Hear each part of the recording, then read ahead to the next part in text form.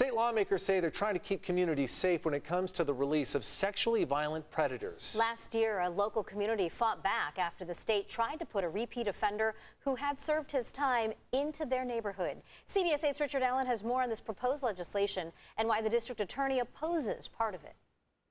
Well, that's right. Part of this new legislation would crack down on one county having to house disproportionate numbers of sexually violent predators. Last January, out of 16 patients being considered for release statewide, 5 of them were being considered for San Diego County.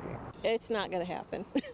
Not happening. Last fall, this Rancho Bernardo community was blindsided when the state decided to place sexually violent predator Douglas Badger in their neighborhood. I don't know what kind of research they did before they made the decision, but it's filled with children. While a judge ultimately ruled against the placement, this process of selecting a new home for a sexually violent predator, or SVP, received renewed scrutiny. There could have been certainly a better process for making sure the community felt safe that they were being represented in that room. Democratic Senate President Pro Tem Tony Atkins, who's from San Diego, is proposing legislation that would change that, mandating that local leaders, including the district attorney, sheriff, public defender, and Health and Human Services, be part of the process to make the determination, along with the state, where to house SVPs. If all parties are at the table, then I think there is adequate opportunity for the communities to get this right.